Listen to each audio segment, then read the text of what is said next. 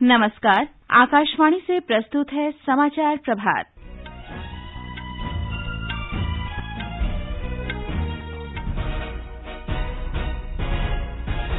भारत और यूरोपीय संघ ने 8 वर्ष बाद मुक्त व्यापार समझौते पर बातचीत फिर शुरू करने का निर्णय लिया। आयुष मंत्रालय ने कोविड रोगियों के लिए आयुर्वेदिक दवा आयुष 64 और काबूसुरा कुदीनीर वितरण का राष्ट्रव्यापी अभियान शुरू किया। स्वास्थ्य मंत्रालय ने विभिन्न श्रेणी के कोविड उपचार केंद्रों में रोगियों को भर्ती करने की राष्ट्रीय नीति में संशोधन किया। बिहार सरकार आज से 18 से 44 आयु वर्ग के लोगों के लिए टीकाकरण अभियान शुरू कर रही है। भारतीय औषधि महानियंत्रक ने डीआरडीओ द्वारा विकसित कोविड की दवा के उपयोग की आपात स्वीकृति दी। इजरायल ने कोरोना संक्रमण के उपचार की दवा के परीक्षण का पहला चरण सफलतापूर्वक पूरा किया। असम में विधायक दल का नेता चुनने के लिए भाजपा के नवनिर्वाचित विधायकों की बैठक आज। अफगानिस्तान की राजधानी काबुल में लड़कियों के स्कूल को निशाना बनाकर किए गए बम विस्फोट में 53 लोगों की मौत। और टेनिस में आयरना सबलेंका ने एशले बार्टी को हराकर पहली बार मैड्रिड ओपन महिला सिंगल्स खिताब जीता। समाचार प्रभात में नवीन सक्सेना के साथ मैं फरहत नाज। कोविड मरीजों की संख्या बढ़ रही है। श्रोताओं से अपील है कि कोई भी कोताही न बरतें। 18 वर्ष से अधिक आयु के सभी लोग निसंकोच टीका लगवाएं। सुरक्षा के 3 आसान उपायों का पालन करें। मास्क पहनें, 2 गज दूरी है जरूरी, सुरक्षित दूरी बनाए रखें, हाथ और मुंह साफ रखें। और अब समाचार विस्तार से। प्रधानमंत्री नरेंद्र मोदी ने यूरोपीय परिषद के अध्यक्ष चार्ल्स मिशेल के निमंत्रण पर भारत यूरोपीय संघ के नेताओं की वर्चुअल बैठक में भाग लिया। बैठक के दौरान नेताओं ने लोकतांत्रिक मौलिक स्वतंत्रता, कानून सम्मत नियम और बहुपक्षवाद पर आधारित भारत यूरोपीय संघ रणनीतिक साझेदारी को और मजबूत करने की प्रतिबद्धता व्यक्त की। प्रतिभागियों ने विदेश नीति और सुरक्षा, कोविड-19, जलवायु और पर्यावरण तथा व्यापार संपर्क और प्रौद्योगिकी विषयों पर विचार विमर्श किया। कोविड महामारी की रोकथाम में सहयोग बढ़ाने तथा आर्थिक गतिविधियों में तेजी लाने, जलवायु परिवर्तन से निपटने और बहुपक्षीय संस्थानों में सुधार पर भी विचार किया गया। भारत ने कोरोना संक्रमण की दूसरी लहर का मुकाबला करने में यूरोपीय संघ और इसके सदस्य देशों की मदद की सराहना की। भारत और यूरोपीय संघ ने संतुलित और व्यापक मुक्त व्यापार तथा निवेश समझौतों पर 8 वर्ष बाद बातचीत फिर शुरू करने के निर्णय का स्वागत किया। इन दोनों समझौतों को जल्द से जल्द अंतिम रूप दिए जाने के लिए बातचीत जारी रखी जाएगी। इन समझौतों से दोनों पक्ष आर्थिक साझेदारी की पूरी क्षमता का उपयोग कर सकेंगे। बैठक में शामिल नेताओं ने महत्वाकांक्षी और व्यापक संपर्क साझेदारी का शुभारंभ किया, जिससे डिजिटल, ऊर्जा, परिवहन और लोगों के बीच संपर्क को बढ़ावा मिलेगा। ये साझेदारी सामाजिक, आर्थिक, वित्तीय और पर्यावरणीय सुरक्षा तथा अंतर्राष्ट्रीय कानूनों और प्रतिबद्धताओं के सम्मान पर आधारित है। इससे हिंद प्रशांत क्षेत्र सहित विकासशील देशों में संपर्क पहल तेज करने में मदद मिलेगी। इस दौरान भारत के वित्त मंत्रालय और यूरोपियन निवेश बैंक द्वारा पुणे मेट्रो रेल परियोजना के लिए 15 करोड़ यूरो के अनुबंध पर हस्ताक्षर किए गए। इस वर्चुअल बैठक में यूरोपीय संघ के सभी 27 देशों के नेता तथा यूरोपीय परिषद और यूरोपीय आयोग के अध्यक्ष शामिल हुए। यूरोपीय संघ ने पहली बार इस फॉर्मेट में भारत के साथ बैठक की मेजबानी की। इस बैठक का आयोजन यूरोपीय संघ परिषद के वर्तमान अध्यक्ष पुर्तगाल के प्रधानमंत्री की पहल पर किया गया। भारत और यूरोपीय संघ के नेताओं तथा सदस्य देशों ने एक संयुक्त वक्तव्य में अपने साझा हितों, सिद्धांतों और लोकतंत्र के मूल्यों, स्वतंत्रता, कानून और मानवाधिकार के सम्मान पर जोर दिया है। प्रधानमंत्री नरेंद्र मोदी और यूरोपीय संघ के सदस्य देशों की बैठक के बाद ये संयुक्त वक्तव्य जारी किया गया। इन नेताओं की कल पुर्तगाल के पोर्तो में वर्चुअल बैठक हुई। श्री मोदी ने भी वर्चुअल माध्यम से इस बैठक में हिस्सा लिया। विदेश मंत्रालय में पश्चिमी मामलों के सचिव विकास स्वरूप ने नई दिल्ली में संवाददाताओं को जानकारी देते हुए बताया कि नेताओं की ये बैठक काफी महत्वपूर्ण थी, क्योंकि वर्ष 2000 में भारत और यूरोपीय संघ के बीच पहली बैठक से भारत यूरोपीय संघ के संबंधों को बेहतर भविष्य के लिए मजबूती मिली थी। उन्होंने कहा कि नेताओं ने भारत यूरोपीय संघ कार्य योजना 2025 के लिए तय कार्यों और कल लिए गए फैसलों को जल्दी लागू करने पर सहमति व्यक्त की। सचिव ने बताया कि नेताओं ने इस बात पर भी सहमति व्यक्त की कि वैश्विक सहयोग और एकजुटता के माध्यम से कोविड महामारी को हराना सर्वोच्च प्राथमिकता होनी चाहिए।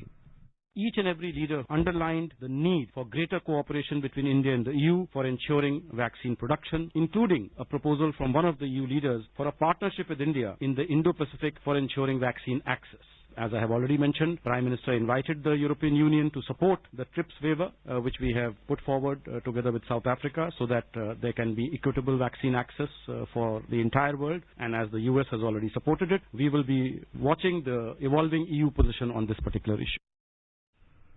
नेताओं ने बेहतर, सुरक्षित, सतत और समावेशी बहाली सुनिश्चित करने के लिए मिलकर काम करने की प्रतिबद्धता पर जोर दिया। भारत और यूरोपीय संघ ने कोविड वैक्सीन की वैश्विक, सुरक्षित और किफायती पहुंच, निदान और उपचार तथा स्वास्थ्य व्यवस्था को मजबूत करने का समर्थन किया। यूरोपीय संघ के सदस्यों ने कोविड वैक्सीन का उत्पादन करने और वैक्सीन मैत्री कार्यक्रम के माध्यम से 90 से अधिक देशों को कोविड वैक्सीन वितरित करने के लिए भारत के प्रयासों का स्वागत किया।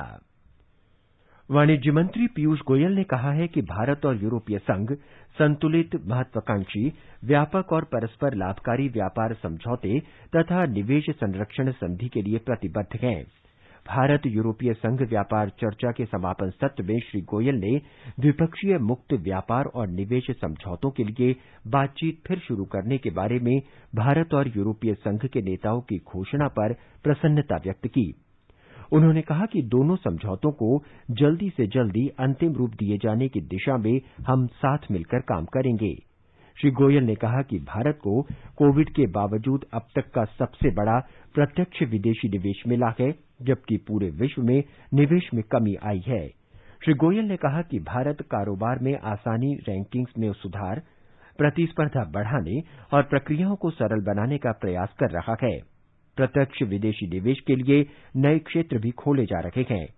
उन्होंने कहा कि भारत के मानव शक्ति, कौशल और प्रतिभा ने पूरे विश्व में व्यापार संवर्धन में योगदान किया है।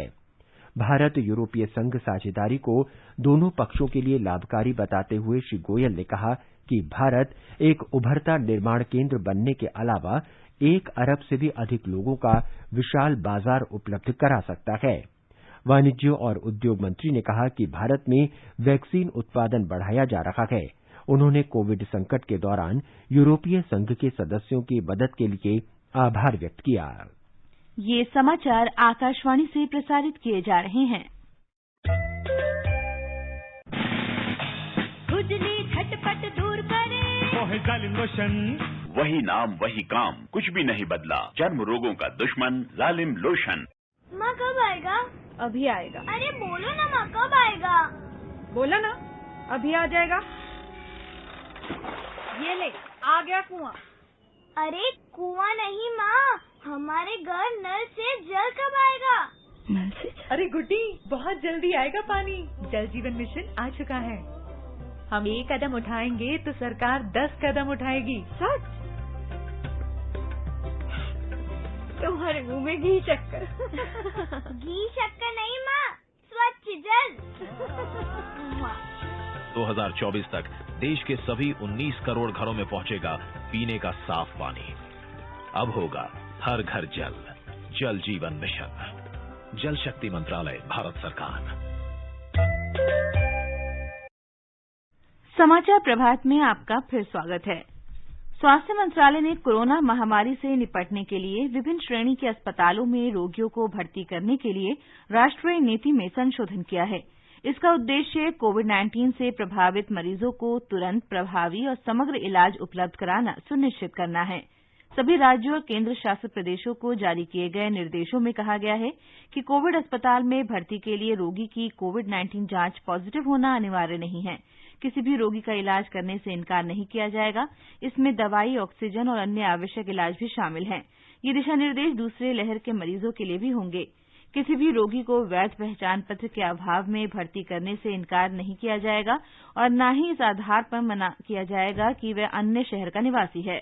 अस्पताल में भर्ती पूरी तरह से आवश्यकता पर आधारित होगी। इसके साथ ही ये भी सुनिश्चित किया जाएगा कि कोई भी व्यक्ति बिना जरूरत के अस्पताल में भर्ती न हो। इसके अलावा अस्पताल से मरीजों की छुट्टी संशोधित नीति के अनुसार होगी। उच्चतम न्यायालय ने देश भर में चिकित्सा ऑक्सीजन के वैज्ञानिक, तर्कसंगत और समान वितरण तथा उपलब्धता के आकलन के लिए कल 12 सदस्यों के कार्यबल का गठन किया। ये कार्यबल कोविड के इलाज में आवश्यक दवाइयों की उपलब्धता सुनिश्चित करने के उपाय भी बताएगा। न्यायाधीश न्यायमूर्ति डीवाई चंद्रचूड़ और न्यायमूर्ति एमआर शाह की पीठ ने कहा कि राष्ट्रीय स्तर पर कार्यबल गठित करने से कोरोना महामारी के संबंध में जन स्वास्थ्य के लिए वैज्ञानिक और विशेष जानकारी उपलब्ध होगी। इस कार्यबल में देशभर के प्रमुख विशेषज्ञों को सदस्यों के तौर पर शामिल किया गया है। देशभर में राष्ट्रीय राजमार्गों पर तरल चिकित्सा ऑक्सीजन की ढुलाई करने वाले सभी टैंकरों और कंटेनरों का आवागमन टोल फ्री कर दिया गया है। कोविड महामारी को देखते हुए पूरे देश में चिकित्सा ऑक्सीजन की मांग में अभूतपूर्व वृद्धि हुई है। अगले 2 महीने या अगले आदेश तक ऑक्सीजन ले जा रहे कंटेनरों को एम्बुलेंस जैसे आपातकालीन वाहनों की श्रेणी में रखा जाएगा। भारतीय राष्ट्रीय राजमार्ग प्राधिकरण एनएचएआई ने कहा है कि फास्टैग लागू होने के बाद टोल प्लाजा पर प्रतीक्षा का समय लगभग 0 हो गया है। इसके अलावा चिकित्सा ऑक्सीजन के वाहनों को प्राथमिकता दी जाएगी। प्राधिकरण ने इस संबंध में सभी अधिकारियों और पक्षधारकों को निर्देश जारी किए हैं। आगे बढ़ने से पहले एक नजर मुख्य समाचारों पर। भारत और यूरोपीय संघ ने 8 वर्ष बाद मुक्त व्यापार समझौते पर बातचीत फिर शुरू करने का निर्णय लिया। आयुष मंत्रालय ने कोविड रोगियों के लिए आयुर्वेदिक दवा आयुष 64 और काबासुराद कुदीनीर वितरण का राष्ट्रव्यापी अभियान शुरू किया। स्वास्थ्य मंत्रालय ने विभिन्न श्रेणी के कोविड उपचार केन्द्रों में रोगियों को भर्ती करने की राष्ट्रीय नीति में संशोधन किया। बिहार सरकार आज से 18 से 44 आयु वर्ग के लोगों के लिए टीकाकरण अभियान शुरू कर रही है। भारतीय औषधि महानियंत्रक ने डीआरडीओ द्वारा विकसित कोविड की दवा के उपयोग की आपात स्वीकृति दी। इजरायल ने कोरोना संक्रमण के उपचार की दवा के परीक्षण का पहला चरण सफलतापूर्वक पूरा कर लिया। असम में विधायक दल का नेता चुनने के लिए भाजपा के नवनिर्वाचित विधायकों की बैठक आज। अफगानिस्तान की राजधानी काबुल में लड़कियों के स्कूल को निशाना बनाकर किए गए बम विस्फोट में 53 लोगों की मौत। और टेनिस में आयरना साबालेंका ने एश्ले बार्टी को हराकर पहली बार मैड्रिड ओपन महिला सिंगल्स का खिताब जीता। बिहार सरकार ने आज से 18 से 44 आयु वर्ग के लोगों के कोविड टीकाकरण की शुरुआत कर रही है।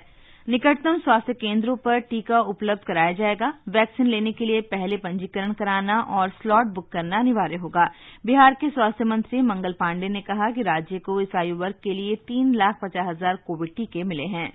18 से 44 आयु वर्ग के लोगों को कोरोना का टीका देने के लिए 3.5 लाख डोज पटना पहुंच गया है। माननीय मुख्यमंत्री जी के निर्देशानुसार आज रविवार 9 मई से पूरे राज्य में टीकाकरण का कार्य प्रारंभ किया जा रहा है। यह टीकाकरण उन स्थानों से अलग होगा जहां पे लोगों का जांच और उपचार हो रहा है। अगले 3-4 दिनों में अन्य सरकारी एवं अन्य भवनों को चिन्हित करके उन स्थानों पे भी ये टीका दिया जाएगा। इस बीच राज्य में कोरोना संक्रमण दर में कमी आ रही है और ये 11.98% पर आ गई है, जबकि संक्रमण मुक्त होने की दर बढ़कर 79.97% हो गई है। कल 14,962 रोगी स्वस्थ हुए, जबकि 12,948 लोगों में संक्रमण की पुष्टि हुई। अब तक 4,64,025 रोगी संक्रमण से उबर चुके हैं। ओडिशा ने अपनी खरीद पहल के तहत कल कोविशील्ड टीके की पहली खेप प्राप्त की। इस खेप में सीरम इंस्टीट्यूट ऑफ इंडिया से आए 1 लाख वैक्सीन डोज का इस्तेमाल 18 से 44 वर्ष आयु वर्ग के लिए किया जाएगा। गुजरात में कल 11,890 लोग कोविड से संक्रमित पाए गए। कल 14,737 मरीज स्वस्थ भी हुए और उन्हें अस्पतालों से छुट्टी दी गई। ब्यौरा हमारे संवाददाता से। गुजरात में कोविड-19 संक्रमण के नए मामलों में लगातार कमी दर्ज हो रही है। मुख्यमंत्री श्री विजय रूपाणी ने कहा कि पर्याप्त मात्रा में परीक्षण किए जा रहे हैं। राज्य में इस वक्त पॉजिटिविटी दर 8.5 का है। गुजरात में संक्रमण के सबसे अधिक 3,359 नए मामले अहमदाबाद में सामने आए, जबकि सूरत में 889 नए मामले दर्ज किए गए। कल राज्य में 119 मरीजों की मृत्यु हो गई। इसके साथ ही राज्य में जान गंवाने वाले मरीजों की कुल संख्या 8,273 तक पहुंच गई है। राज्य में इस वक्त 1,43,421 सक्रिय मामले हैं, जिनमें से 782 मरीज वेंटिलेटर पर है। इस बीच गुजरात में कल 1,88,129 लोगों को टीके लगाए गए। इनमें से 19,276 लोग 18 से 44 वर्ष की उम्र के थे। योगेश पंड्या, आकाशवाणी समाचार, अहमदाबाद। महाराष्ट्र में कल रिकॉर्ड 82,266 मरीज स्वस्थ हुए। इसी तरह मुंबई में रोजाना संक्रमण की दर में भी कमी दिखाई पड़ रही है, लेकिन महाराष्ट्र के ग्रामीण क्षेत्रों में अब भी सुधार होना बाकी है। हमारे संवाददाता ने बताया है कि कुछ जिला प्रशासनों और स्थानीय निकायों ने आज से 7 दिनों के कड़े लॉकडाउन की घोषणा की है। महाराष्ट्र में सिंधुदुर्ग जिले के अभिभावक मंत्री उदय सामंत ने कल जिले में 7 दिन का कड़ा लॉकडाउन लगाने की घोषणा की। ये लॉकडाउन आज मध्यरात्रि से शुरू हो जाएगा। राज्य में सबसे कम मरीज पाए जाने वाले जिलों में से एक होने के बावजूद लोगों की लापरवाही के कारण इस जिले में मरीजों की संख्या लगातार बढ़ रही है। पहले से ही जारी कड़े प्रतिबंधों के बावजूद सुबह खरीदारी के लिए मिलने वाली छूट का दुरुपयोग नागरिकों द्वारा हो रहा है और नागरिक भीड़ का कारण बन रहे हैं। महाराष्ट्र में वाशिम, वर्धा, अकोला, बीड, अमरावती, लातूर के जिला प्रशासनों ने साप्ताहिक लॉकडाउन घोषित किया है। इसी तरह ठाणे जिले के कुलगांव, बदलापुर नगर निगम ने भी लॉकडाउन की घोषणा की है। कुछ स्थानों पर नागरिकों के लिए प्रतिबंध काफी कड़े हैं और अब टीके लगवाने के लिए जाने वाले नागरिकों को भी इसके लिए आवश्यक पुष्टि करानी होगी। लॉकडाउन वाले जिलों में खाद्यान्न भी अब केवल होम डिलीवरी के द्वारा ही उपलब्ध किए जाएंगे। शैलेश पाटिल, आकाशवाणी समाचार, मुंबई। प्रधानमंत्री नरेंद्र मोदी ने कल तमिलनाडु के मुख्यमंत्री एम.के. स्टालिन से टेलीफोन पर बात की। मुख्यमंत्री ने प्रधानमंत्री से 500 मीट्रिक टन ऑक्सीजन की तत्काल आवश्यकता के बारे में जानकारी दी। प्रधानमंत्री ने भरोसा दिया कि इस बारे में कदम उठाए जाएंगे। उन्होंने मुख्यमंत्री से लॉकडाउन लागू करने के लिए कड़े उपाय करने का भी सुझाव दिया। श्री मोदी ने श्री स्टालिन से यह सुनिश्चित करने की सलाह दी कि हल्के लक्षणों वाले मरीजों को घर में क्वारंटीन करना चाहिए। वो इस बात पर सहमत हो गए।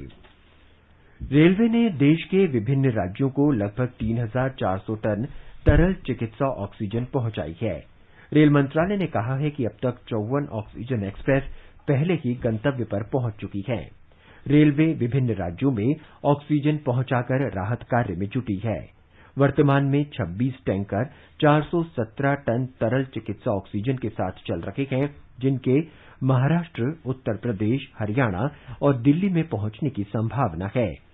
मंत्रालय ने कहा है कि रेलवे ने अब तक 230 टन तरल चिकित्सा ऑक्सीजन महाराष्ट्र को, 968 ton Uttar Pradesh, 249 ton Madhya Pradesh, 1,427 ton Delhi को, 355 टन हरियाणा, 123 टन तेलंगाना और 40 टन राजस्थान को पहुंचाई है। केंद्र शासित प्रदेश जम्मू कश्मीर में अनेक स्वयंसेवी और गैर सरकारी संगठन जरूरतमंद और बेसहारा लोगों को भोजन और चिकित्सा सहायता उपलब्ध करा रहे हैं। पुलवामा जिले के कश्मीरी मुस्लिम समुदाय ने सांप्रदायिक सद्भाव और भाईचारे की मिसाल रखते हुए कोरोना संकट के कठिन समय में कश्मीरी पंडित परिवार के एक सदस्य की मृत्यु के बाद उसके अंतिम संस्कार में मदद की। जब घातक कोविड-19 महामारी ने चारों ओर तबाही मचाई है और सबों को काफी दुश्वारियों का सामना करना पड़ रहा है, तो वहीं और कश्मीर घाटी में सांप्रदायिक सद्भाव और भाईचारे की मिसाल एक बार फिर देखी जा सकती है। दक्षिण कश्मीर के पुलवामा जिले के टाहब गांव में कश्मीरी पंडित मखनलाल तिक्कू के देहांत के उपरांत उनका अंतिम संस्कार मुस्लिम समुदाय के सदस्यों ने किया। ये उल्लेखनीय है कि टाहब गांव के कई मुस्लिम युवाओं ने मृतक के अंतिम संस्कार की व्यवस्था हिंदू रीति रिवाजों के अनुसार की, जो काफी सराहनीय है। आकाशवाणी समाचार के लिए श्रीनगर से मैं सुनील कोल। राजधानी दिल्ली में कल 17,364 लोगों में कोरोना संक्रमण की पुष्टि हुई। राजधानी में संक्रमितों की कुल संख्या 13,10,000 से अधिक हो गई है। दिल्ली सरकार ने कहा है कि कोरोना से संक्रमित 12 लाख से अधिक लोगों का उपचार हो चुका है। कल दिल्ली में 20,107 मरीज स्वस्थ हुए, जबकि 332 लोगों की मृत्यु हो गई। राजधानी में कोरोना से मृतकों की संख्या 19,071 हो गई है। इस समय 87,907 कोविड मरीजों का इलाज चल रहा है। 79,800 से अधिक लोगों को कल कोविड वैक्सीन की डोज दी गई। इसके साथ ही दिल्ली में लोगों को वैक्सीन की 37 लाख से अधिक डोज दी जा चुकी है। रक्षा अनुसंधान विकास संगठन डीआरडीओ ने कोरोना के इलाज की एक दवा विकसित कर महत्वपूर्ण सफलता प्राप्त की है। संगठन को इसके उपयोग की अनुमति भी भारतीय औषधि महानियंत्रक से मिल गई है। कोरोना की इस दूसरी लहर में ये दवा 2-डीऑक्सी-डी-ग्लूकोज कोविड पीड़ितों के उपचार में उपयोगी सिद्ध होगी। ये दवा एक पाउडर के रूप में है जिसे पानी में घोलकर लेना होता है। इसका विकास संगठन की एक प्रयोगशाला नाभिकीय औषधि तथा संबद्ध विज्ञान संस्थान ने डॉक्टर रेड्डीज लेबोरेटरीज के साथ मिलकर किया है। अब तक के परीक्षणों से पता चला है कि ये दवा कोरोना मरीजों को तेजी से स्वस्थ करती है और इसके सेवन से ऑक्सीजन पर निर्भरता भी कम रह जाती है। इसका उत्पादन भी आसान है और इसका उपयोग कोरोना के गंभीर मरीजों पर भी किया जा सकेगा। संगठन में जीवन विज्ञान विभाग के महानिदेशक डॉक्टर अजय कुमार सिंह ने आकाशवाणी को बताया कि इस दवा के उपयोग के बाद कोरोना रोगी जल्दी उबर गए। 2DG क्या करता है, जब हम इसको कोरोना के मरीज में दे देते हैं तो ये उस कोशिका में जो कि वायरस से ग्रस्त है उसमें एक तो ये ज्यादा मात्रा में चला जाता है और दूसरा ये ग्लूकोज का वेरिएंट है, ये चला तो जाता है पर ये एनर्जी नहीं दे पाता, तो वो सेल जो है एक तरह से एनर्जी के लिए भूखा हो जाता है। उसको एनर्जी की जरूरत होती है पर 2DG उसको तो एनर्जी नहीं दे पाता, तो वो डबल मार्क होती है कि उसने ज्यादा भी ले लिया और वो उसमें एनर्जी नहीं दे पा रहा। तो उससे क्या होता है कि जो वायरस है वो मल्टीप्लाई नहीं कर पाता, तो अल्टीमेटली जो वायरल लोड है वो बॉडी में कम हो जाता है और एक तरह से ये उस वायरस को मारने में या उसकी ग्रोथ को बहुत ज्यादा कंट्रोल करने में कारगर साबित होता है। आयुष मंत्रालय ने अस्पताल में भर्ती न हुए कोविड मरीजों के लिए पोली हर्बल आयुर्वेदिक औषधि आयुष 64 और काबासुरा कुदिनीर वितरित करने का राष्ट्रव्यापी अभियान शुरू किया है। मंत्रालय ने एक बयान में कहा है कि इन औषधियों की क्षमता बहुस्तरीय नैदानिक परीक्षणों के माध्यम से सिद्ध हुई है। केंद्रीय मंत्री किरेन रिजिजू ने यह सुनिश्चित करने के लिए एक बहुपक्षीय अभियान शुरू किया कि ये औषधियां जरूरतमंद लोगों को पारदर्शी और कुशल तरीके से मिले। आकाशवाणी के साथ बातचीत में आयुष अनुसंधान और विकास कार्यबल के अध्यक्ष प्रोफेसर भूषण पटवर्धन ने कहा कि आयुष 64 औषधि कोविड मरीजों के अस्पताल में भर्ती होने की अवधि कम करने में कारगर साबित हुई है। Ayush 64 has been found to be useful in asymptomatic, mild to moderate COVID patients, and there are many benefits, but most important benefit is the hospitalization stay was reduced. And in current situation, you will agree that considering increasing load on the hospitals, even if 2-3 days early recovery happens and discharge is done, it's a big achievement. In addition, patients taking Ayush 64 were also reported better health and well-being. Stress was also reduced and their mental health was improved. Bharat में अब तक 16 crore 92 lakh Covid टीके लगाए जा चुके हैं। इसमें 95 लाख 39 हजार स्वास्थ्य कर्मियों को पहली डोज और 64 लाख से अधिक स्वास्थ्य कर्मियों को दूसरी डोज शामिल है। 1 करोड़ 39 लाख से अधिक अग्रिम पंक्ति के कार्यकर्ताओं ने वैक्सीन की पहली डोज और 77 लाख से अधिक ने दूसरी डोज ली है। केंद्रीय स्वास्थ्य मंत्रालय ने बताया कि कल 18 लाख 93 हजार से अधिक लोगों को कोविड वैक्सीन लगाई गई। इनमें से 7 लाख 83 हजार लोगों ने टीके की पहली डोज और 11 लाख से अधिक लोगों ने दूसरी डोज ली। इजराइल में तेल अवीव के इचिलॉफ मेडिकल सेंटर में विकसित किए जा रहे कोविड संक्रमण के नए उपचार ने सफलतापूर्वक पहला चरण पूरा कर लिया है। इससे हल्के से लेकर गंभीर कोरोना संक्रमण से जल्दी उबरने में मदद मिली है। इस उपचार को एक बड़ी सफलता बताते हुए अस्पताल ने कहा है कि 30 रोगियों को एक्सोसीडी-24 दिया गया। ये उपचार कारगर रहा और सभी रोगी संक्रमण मुक्त हो गए। 30 में से 29 रोगी तो केवल 3 से 5 दिन के अंदर स्वस्थ हुए। एक्सोसीडी-24 दवा साइटोकाइन स्टार्न का मुकाबला करने में कारगर है, जो कोरोना से हुई अधिकांश मौतों का कारण माना जा रहा है। उधर दुनिया भर में जारी कोरोना कहर के बीच इस महामारी के प्रसार में चीन की भूमिका को लेकर प्रश्न उठने शुरू हो गए हैं। अमरीकी विदेश विभाग को मिले दस्तावेज से पता चलता है कि चीन में कोविड-19 को शस्त्र का रूप देने पर चर्चा की गई थी। दस्तावेज ये भी बताते हैं कि चीनी कमांडरों ने ये भविष्यवाणी भी की थी कि तीसरा विश्व युद्ध जैविक हथियारों से ही लड़ा जाएगा। इस सैन्य दस्तावेज के मुताबिक चीन की सेना ने ऐसे जैविक हथियार बनाने की योजना तैयार की थी जिससे शत्रु देश की चिकित्सा व्यवस्था को ध्वस्त किया जा सके। बताया जाता है कि अमरीकी अधिकारियों को मिले ये दस्तावेज चीन के सैन्य वैज्ञानिकों और वरिष्ठ स्वास्थ्य अधिकारियों ने 2015 में तैयार किए थे। अफगानिस्तान में राजधानी काबुल में एक स्कूल के पास हुए विस्फोट में मृतकों की संख्या 53 हो गई है। विस्फोट में 50 से अधिक लोग घायल भी हुए हैं। गृह मंत्रालय ने कहा है कि कल दोपहर सैयद उल शुहादा हाई स्कूल के पास करीब 3 विस्फोट हुए। ये विस्फोट उस समय हुए जब विद्यार्थी स्कूल जा रहे थे। मृतकों की संख्या बढ़ने की संभावना है। स्कूल के एक अध्यापक ने बताया कि पहले एक कार में बम विस्फोट हुआ, उसके बाद बालिका स्कूल के पास 2 और विस्फोट हुए। उन्होंने कहा कि पीड़ितों में ज्यादातर लड़कियां हैं। असम में भारतीय जनता पार्टी के नवनिर्वाचित विधायकों की आज दिसपुर में बैठक होगी, जिसमें विधायक दल का नेता चुना जाएगा। केंद्रीय मंत्री नरेंद्र सिंह तोमर और भाजपा के महासचिव अरुण सिंह इस बैठक के लिए केंद्रीय प्रेक्षक होंगे।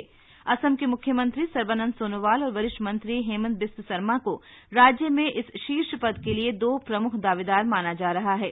दोनों नेताओं ने कल नई दिल्ली में पार्टी अध्यक्ष जेपी नड्डा और गृहमंत्री अमित शाह सहित केंद्रीय नेताओं की एक बैठक में हिस्सा लिया।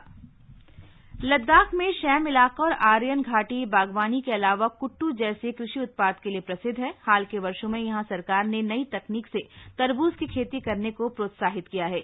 इसके लिए कृषि विभाग ने आकाशवाणी और दूरदर्शन का उपयोग किया है और सब्सिडी पर मिल रही पॉलीथीन का प्रचार किया है। और अब खेल समाचार। मैड्रिड ओपन टेनिस में बेलारूस की एरिना सवालेंका ने विश्व की नंबर 1 खिलाड़ी ऑस्ट्रेलिया की एश्ले बार्टी को हराकर पहली बार महिला सिंगल्स का खिताब जीत लिया है। पुरुष सेमीफाइनल में जर्मनी के अलेक्जेंडर ज्वेरेव ऑस्ट्रिया के डोमिनिक थीम को हराकर फाइनल में पहुंच गए हैं, जहां उनका मुकाबला इटली के मैट्टियो बेरेटिनी से होगा। बेरेटिनी ने नॉर्वे के कैस्पर रूड को हराकर फाइनल में जगह बनाई है। कोलकाता नाइट राइडर्स के गेंदबाज एम प्रसिद्ध कृष्णा कोरोना संक्रमित हो गए हैं। हालांकि 3 सप्ताह बाद शुरू हो रहे इंग्लैंड दौरे पर उनके जाने की संभावना बनी हुई है, क्योंकि वे पिछले 2 दिनों से बुखार के बाद ठीक महसूस कर रहे हैं। टीम के 3 अन्य खिलाड़ी वरुण चक्रवर्ती, संदीप वॉरियर और न्यूजीलैंड के टिम सिफर्ट भी कोरोना संक्रमित घोषित किए गए हैं। सिफर्ट को इलाज के लिए चेन्नई से अहमदाबाद ले जाया गया। ये समाचार हमारी वेबसाइट newsonair.com/hindi पर भी उपलब्ध हैं। और नवीन बताएं कि आज के समाचार पत्रों में क्या विशेष है। फरहत डीआरडीओ द्वारा कोरोना की दवा बनाने को अधिकतर अखबारों ने अपनी पहली सुर्खी बनाया है। दैनिक ट्रिब्यून लिखता है, कोरोना की नई दवा के आपात इस्तेमाल को मंजूरी। राष्ट्रीय सहारा की सुर्खी है, डीआरडीओ ने बनाई कोरोना की दवा, मिली मंजूरी। दैनिक जागरण के शब्द हैं, कोरोना को हराएगी डीआरडीओ की नई दवा। विभिन्न अस्पतालों में ऑक्सीजन की कमी को देखते हुए सुप्रीम कोर्ट द्वारा 12 सदस्यीय टास्क फोर्स के गठन से जुड़ी खबरें सभी अखबारों ने प्रथम पृष्ठ पर प्रकाशित की हैं। लोक सत्य की सुर्खी है, सुप्रीम कोर्ट ने बनाई 12 सदस्यीय टास्क फोर्स, देश भर में ऑक्सीजन आवंटन के लिए अस्पतालों के टॉप डॉक्टर्स शामिल। अमेरिका में बुजुर्गों को वृद्धाश्रम में छोड़ने का चलन घटा, चिंता और अपराध बोध के चलते अब घरों में ही देखभाल। दैनिक भास्कर के प्रथम पृष्ठ पर है। पत्तेदार सब्जियां हृदय रोगों से बचाएंगी, शोधकर्ताओं ने 50,000 से ज्यादा लोगों पर किया अध्ययन। हिंदुस्तान की सुर्खी है, मंगल पर हेलीकॉप्टर की आवाज को किया कैद। अमर उजाला की सुर्खी है, नेपाल के 52 वर्षीय पर्वतारोही ने माउंट एवरेस्ट पर 25वीं बार चढ़कर बनाया रिकॉर्ड। हिंदुस्तान ने चर्चा में चेहरा शीर्षक से यह खबर प्रकाशित की है। और अंत में मुख्य समाचार एक बार फिर। भारत और यूरोपीय संघ ने 8 वर्ष बाद मुक्त व्यापार समझौते पर बातचीत फिर शुरू करने का निर्णय लिया। आयुष मंत्रालय ने कोविड रोगियों के लिए आयुर्वेदिक दवा आयुष 64 और काबसुरा कुदिनीर वितरण का राष्ट्रव्यापी अभियान शुरू किया। स्वास्थ्य मंत्रालय ने विभिन्न श्रेणी के कोविड उपचार केंद्रों में रोगियों को भर्ती करने की राष्ट्रीय नीति में संशोधन किया। बिहार सरकार आज से 18 से 44 आयु वर्ग के लोगों के लिए टीकाकरण अभियान शुरू कर रही है। भारतीय औषधि महानियंत्रक ने डीआरडीओ द्वारा विकसित कोविड की दवा के उपयोग की आपात स्वीकृति दी। इजराइल ने कोरोना संक्रमण के उपचार की दवा के परीक्षण का पहला चरण सफलतापूर्वक पूरा किया। असम में विधायक दल का नेता चुनने के लिए भाजपा के नवनिर्वाचित विधायकों की बैठक आज। अफगानिस्तान की राजधानी काबुल में लड़कियों के स्कूल को निशाना बनाकर किए गए बम विस्फोट में 53 लोगों की मौत। और टेनिस में आयरना सबलेंका ने एश्ले बार्टी को हराकर पहली बार मैड्रिड ओपन महिला सिंगल्स का खिताब जीता। इसके साथ ही समाचार प्रभात का ये अंक समाप्त हुआ। नमस्कार।